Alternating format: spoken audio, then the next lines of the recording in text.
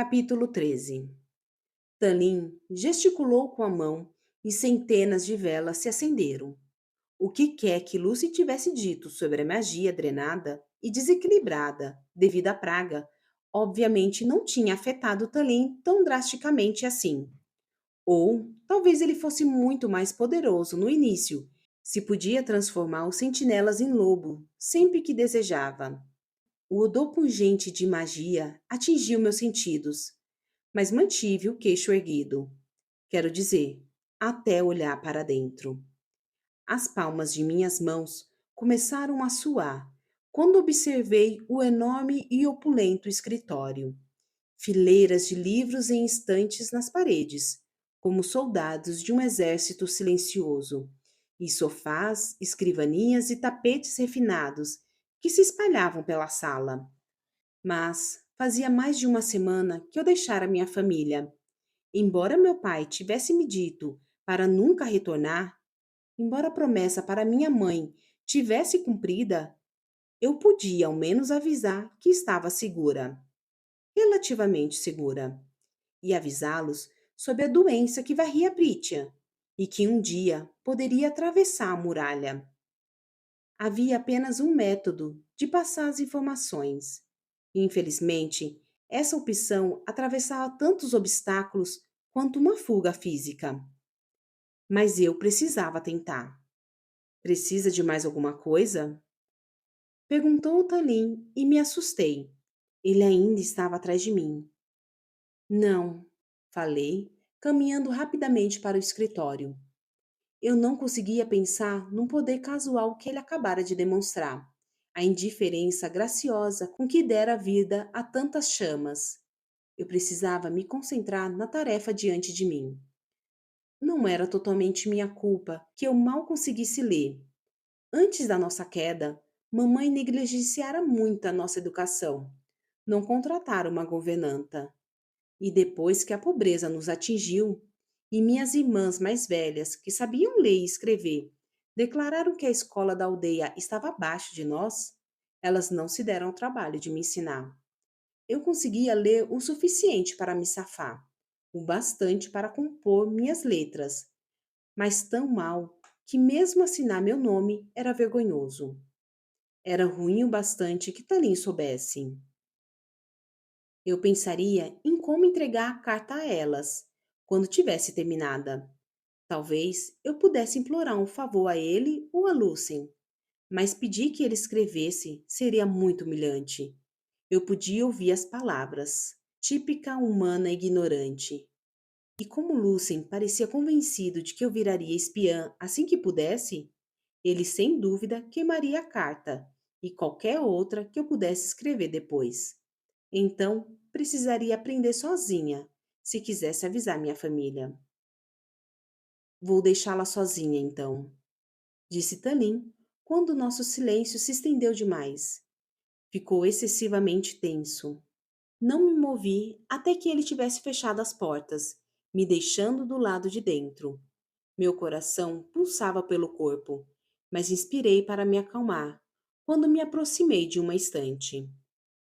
Precisei parar a fim de jantar e dormir, mas voltei ao escritório antes que o dia amanhecesse por completo. Tinha encontrado uma pequena escrivaninha em um canto e peguei papéis e tinta.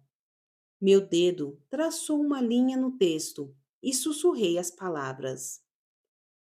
Ela pegou o sapato,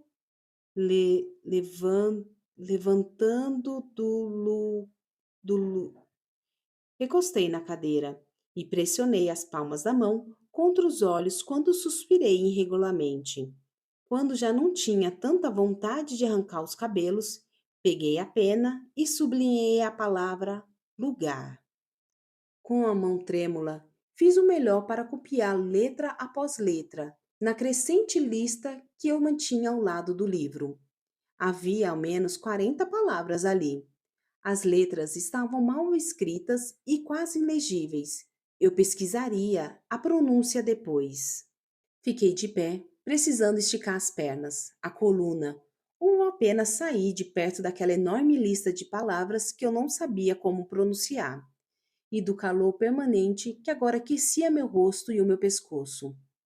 Imagino que o escritório fosse mais como uma biblioteca, pois eu não conseguia ver nenhuma das paredes, graças ao pequeno labirinto de estantes que ladeavam a área principal e ao mezanino acima, coberto de parede a parede com livros. Mais escritório soaria menos intimidador. Caminhei por entre alguma das estantes, seguindo um raio de sol até um grupo de janelas no canto mais distante. Então, me vi diante de um jardim de rosas, cheio de dezenas de tonalidades de carmesim, rosas, brancos e amarelos. Podia ter me permitido um momento para absorver as cores, reluzindo com orvalhos sob o sol da manhã, caso não tivesse visto a pintura que se estendia pela parede ao lado das janelas. Não uma pintura, pensei, piscando quando recuei um passo para observar sua imensa extensão. Não, era. Procurei pela palavra naquela parte da mente quase esquecida. Mural. Era isso. A princípio, não consegui fazer outra coisa que não encarar o tamanho, a ambição. O fato de que aquela obra de arte estava enfiada ali, nos fundos, para que ninguém jamais a visse. Como se não fosse nada, absolutamente nada, criar algo como aquilo. Ela contava uma história, com o modo como as cores e as formas e a luz fluía, o modo como o tom mudava pelo mural, a história de Prithia. Começava com um caldeirão, um poderoso caldeirão preto, erguido por esguias mãos femininas, brilhando em uma noite estrelada e infinita. Aquelas mãos viraram o caldeirão e dele um brilhante líquido dourado se derramou pela borda. Não, não brilhante, mas efervescente, com pequenos símbolos, talvez alguma antiga língua férica. O que quer que estivesse escrito ali, o que quer que fosse, o conteúdo do caldeirão foi derramado no vazio abaixo, acumulando-se na terra para formar nosso mundo. O mapa continha todo o nosso mundo, não apenas as terras da qual estávamos, mas também os mares e os continentes maiores além deles. Cada território estava marcado e colorido, alguns com retratos intricados, ornamentados, dos seres que um dia tinham governado terras que agora pertenciam a humanos. Tudo isso percebi estremecendo. Todo mundo tinha sido deles um dia, pelo menos até onde eles acreditavam, construindo para eles pela portadora do caldeirão. Não havia menção a humanos, nenhum sinal de nós ali. Supus que éramos tão baixos quanto porcos para eles. Era difícil olhar para o outro painel. Era tão simples, mas tão detalhado que por um momento eu estava ali, naquele campo de batalha, sentindo a textura da lama ensanguentada sobre mim, ombro a ombro com os milhares de outros soldados humanos enfileirados, encarando as hordas de féricos que disparavam contra nós. Um momento de pausa antes do massacre. As flechas e as espadas humanas pareciam tão inúteis quanto os granféricos em suas armaduras reluzentes, e os féricos preparados com garras e aspresas.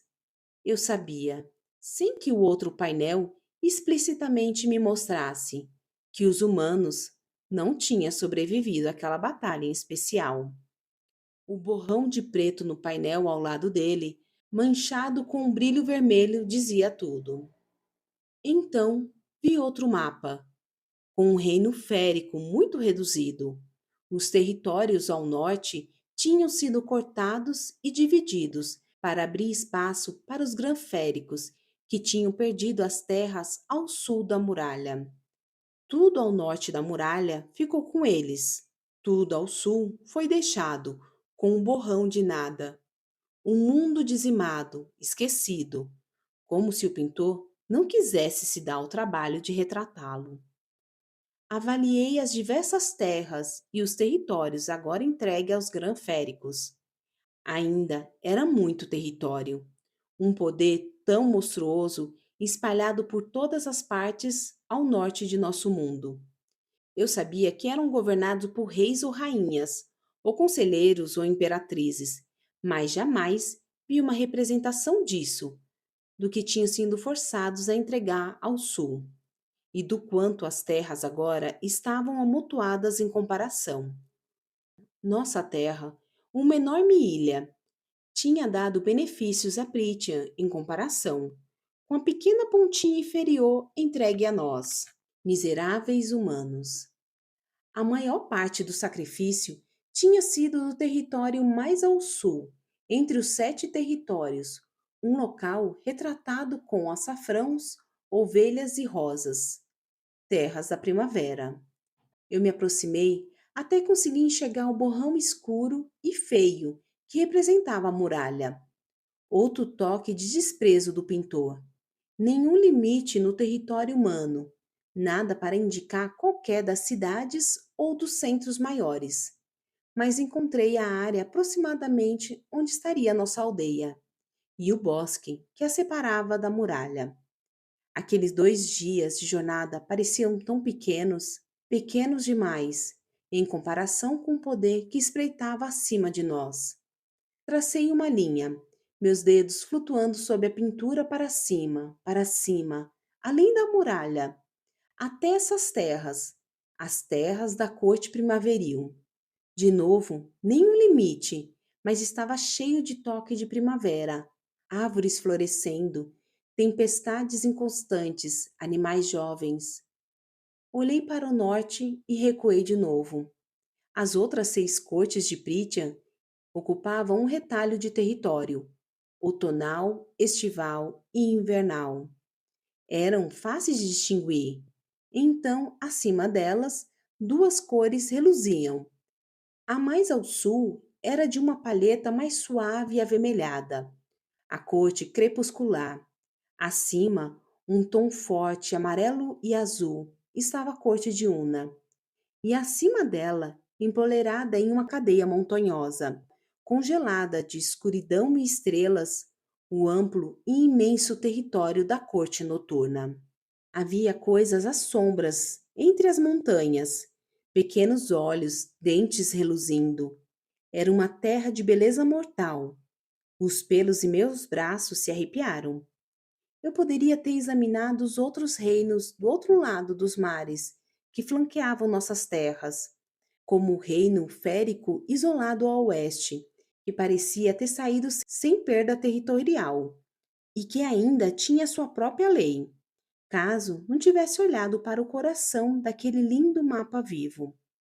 No centro do território, como se fosse o núcleo ao redor do qual todo o resto se espalhava, ou talvez onde o líquido daquele caldeirão tinha tocado antes de tudo, havia uma pequena e nevada cadeia montanhosa. Dela, um imenso pico solitário se erguia, livre da neve, livre de vida, como se as forças da natureza se recusassem a tocá-lo. Não havia mais pistas sobre o que poderia ser, nada para indicar sua importância. Imaginei que os espectadores do mural já devessem saber. Aquele não era um mural para olhos humanos. Com isso em mente, voltei para minha mesinha. Pelo menos tinha aprendido a disposição das terras deles e sabia que jamais, jamais deveria ir para o norte. Eu me acomodei num assento e encontrei o ponto em qual parara no livro. Meu rosto se aqueceu quando olhei para as ilustrações que estavam espalhados por ele. Um livro infantil, mas eu mal conseguia completar as 20 e poucas páginas. Por que Tanin tinha livros infantis na biblioteca? Seria da própria infância? Ou uma antecipação de crianças que viria? Não importava. Eu sequer conseguia lê-los. Odiava o cheiro daqueles livros, o bolor podre das páginas, o sussurro debochado do papel, a pele áspera da encadernação. Olhei para o pedaço de papel, com todas aquelas palavras que eu não conhecia. Amassei a lista, formando uma bola com papel e joguei-a no lixo. Eu poderia ajudá-la a escrever para eles, se é por isso que está aqui. Recuei o corpo na cadeira e quase a derrubei, e me virei para ver Tanlin atrás de mim, com uma pilha de livros nos braços. Contive o calor que subiu em meu peito e minhas orelhas. O pânico diante da informação que ele poderia imaginar que eu estava tentando enviar. Ajudar? Quer dizer que um férico está deixando passar a oportunidade de debochar de uma mortal ignorante? Ele apoiou os livros na mesa, o maxilar contraído. Não consegui ler os títulos que reluziam das lombadas de couro. Por que eu deveria debochar de você? Por uma falha que não é sua culpa. Deixe-me ajudá-la. Devo a você pela mão. Falha. Era uma falha. Mas uma coisa era enfaixar sua mão. Falar com ele como se não fosse um predador feito para matar e destruir. Agora, revelar o quão pouco eu realmente sabia, deixar que ele visse aquela parte de mim que ainda era uma criança inacabada, crua. O rosto de Tanin parecia indecifrável, apesar de sua voz não ter demonstrado pena. Endireitei o corpo. Estou bem. Acha que eu não tenho nada melhor para fazer do meu tempo do que pensar em formas elaboradas de humilhar você? Pensei naquele borrão de nada que o pintor tinha usado para retratar as terras humanas. E não tive respostas. Pelo menos, não uma que fosse educada. Eu já entregara muito a eles. A ele. Tanin balançou a cabeça. Então, você deixa que Lucien a leve em caçadas e... Lucien, interrompi com a voz baixa, mas não com suavidade. Não finge ser algo que não é. O que isso quer dizer? Grunhiu Tanin, mas as garras permaneceram retraídas, mesmo quando fechou a mão em punho na lateral do corpo. Eu estava definitivamente em um caminho perigoso, mas não me importava. Mesmo que ele tivesse me oferecido asilo, não precisava cair aos seus pés. Quero dizer, falei, com aquele mesmo tom baixo e frio, que não conheço você, não sei quem é, ou o que realmente é, ou o que quer. Significa que não confia em mim? Como posso confiar em um férico? Não sente prazer em nos matar e nos enganar? O grunhido de Talim fez com que as chamas das velas tremeluzissem.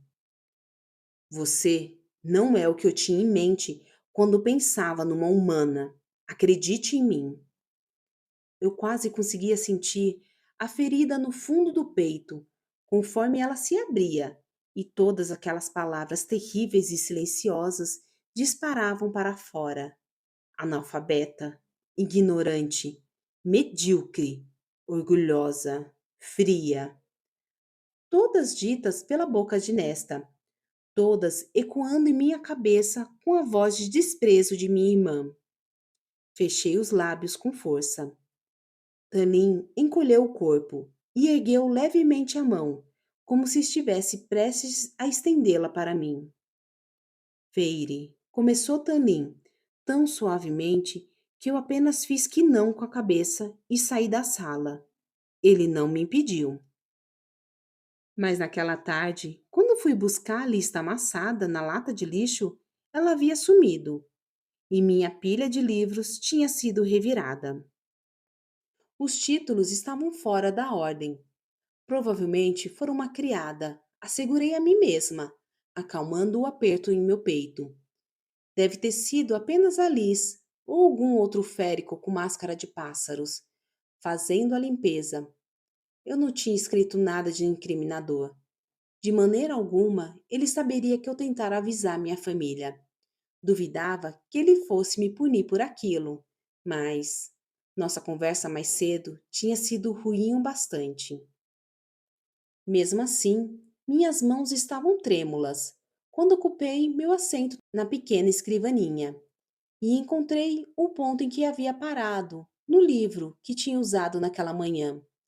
Eu sabia que era vergonhoso marcar livros com nanquim, mas se Talim podia pagar por pratos de ouro, poderia substituir um ou dois livros. Encarei o livro sem ver o emaranhado de letras. Talvez eu fosse uma tola por não aceitar a ajuda dele, por não engolir o orgulho e pedir que Tanin escrevesse a carta em alguns minutos. Nem mesmo uma carta de aviso, mas apenas para deixar que soubesse que eu estava segura. Se ele tinha coisas melhores a fazer com o tempo do que pensar em modos de me envergonhar, então ele certamente tinha coisas melhores a fazer do que me ajudar a escrever cartas para minha família. Mesmo assim, ele se oferecera. Um relógio próximo soou a hora. Falha. Mais uma de minhas falhas. Esfreguei as sobrancelhas com o polegar e o indicador. Eu fora igualmente tola por sentir uma pontada de pena dele, do férico solitário e deprimido. Alguém que eu tão estupidamente tinha achado que realmente se importava. Se conhecesse alguém que talvez sentisse o mesmo, talvez entendesse como era suportar o peso de cuidar dos outros.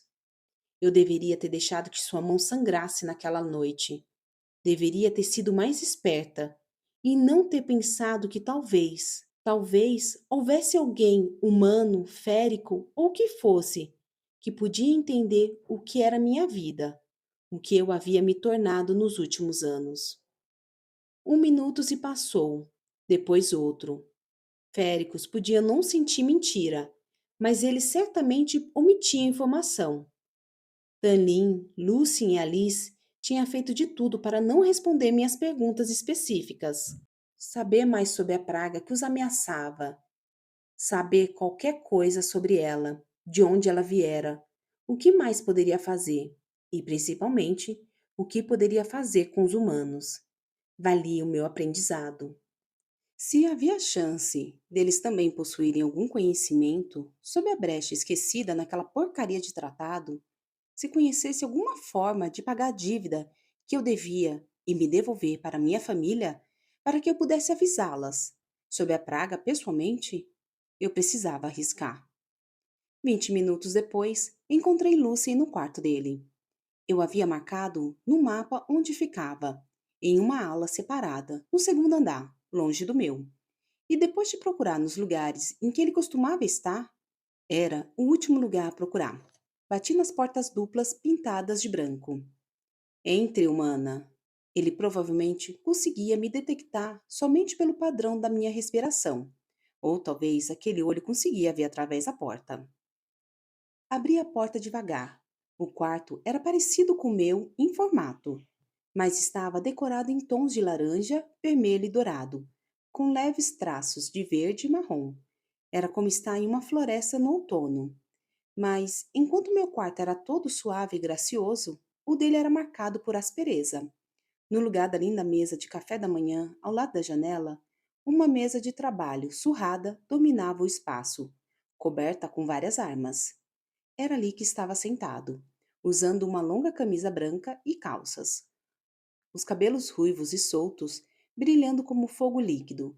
Era o emissário de Talim, treinado para a corte, mas era um guerreiro, por mérito próprio. Não o vi por aí, falei, fechando a porta e recostando o corpo contra ela. Precisei cuidar de alguns cabeças quentes na fronteira norte. Negócios oficiais de emissário, respondeu Talim, apoiando a faca de caça que estava limpando e que tinha uma cruel lâmina longa. Voltei a tempo de ouvir sua discussãozinha com Talim e decidi que ficaria mais segura aqui em cima. Foi bom saber que o seu coração humano se abriu para mim, no entanto. Pelo menos, não estou no topo de sua lista de assassinatos. Olhei atentamente para ele. Bem, continuou Lucien e deu de ombros. Parece que conseguiu irritar tanto Tan que ele veio atrás de mim e quase arrancou minha cabeça. Então, acho que posso agradecer a você por destruir o que deveria ser um almoço tranquilo. Ainda bem, para mim, que houve uma perturbação na floresta a oeste E meu pobre amigo precisou lidar com ela daquela forma que somente ele consegue. Fico surpreso por não ter esbarrado com ele nas escadas.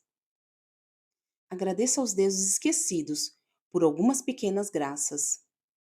Que tipo de perturbação? Lucien deu de ombros, mas o movimento foi intenso demais para parecer despreocupado. O tipo de sempre: criaturas indesejáveis e terríveis, causando um inferno.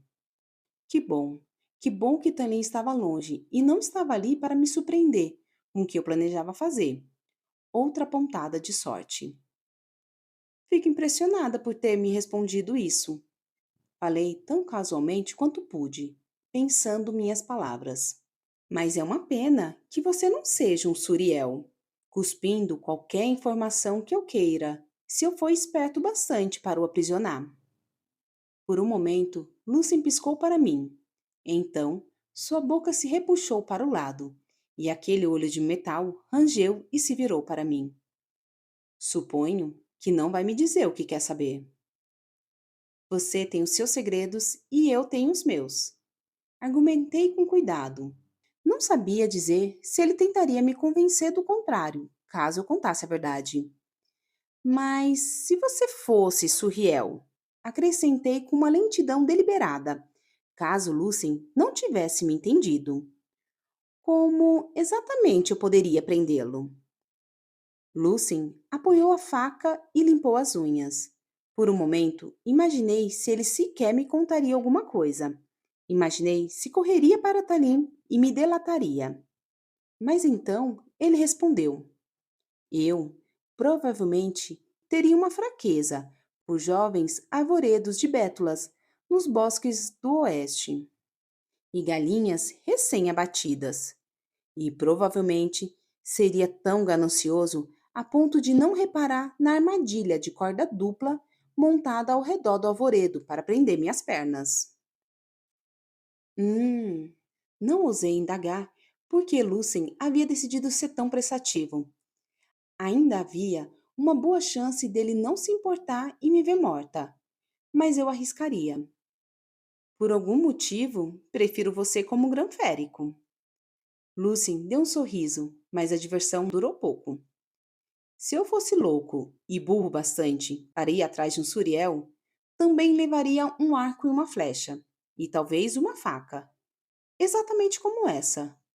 Lucien embainhou a faca que acabara de limpar e a apoiou na beirada da mesa. Era uma oferta. E estaria pronto para correr como nunca, quando libertasse, até a água corrente mais próxima, que eles odeiam cruzar. Mas você não é louco, então você estará aqui, são e salvo. Estarei convenientemente caçando pela propriedade, e com minha audição superior, talvez me sinta generoso a ponto de prestar atenção se alguém gritar no bosque a oeste. Mas foi bom que eu não tivesse qualquer participação em dizer a você que saísse hoje, pois Tan estriparia qualquer um que contasse a você como prender um Suriel. E foi bom eu ter planejado caçar de toda forma, porque se alguém me surpreendesse ajudando você, haveria problemas, de um tipo totalmente diferente à nossa espera. Espero que seus segredos valham a pena. Lucien disse isso com um sorriso de sempre, mas havia uma ansiedade ali, um aviso que não deixei de ver. Outra charada e outra fração de informação. Acho bom o fato de você ter audição superior e que eu tenho habilidades superiores em ficar de boca fechada, confessei. Lucien deu um sorriso de escárnio quando peguei a faca na mesa e me virei para pegar meu arco no quarto. Acho que estou começando a gostar de você, para uma humana assassina.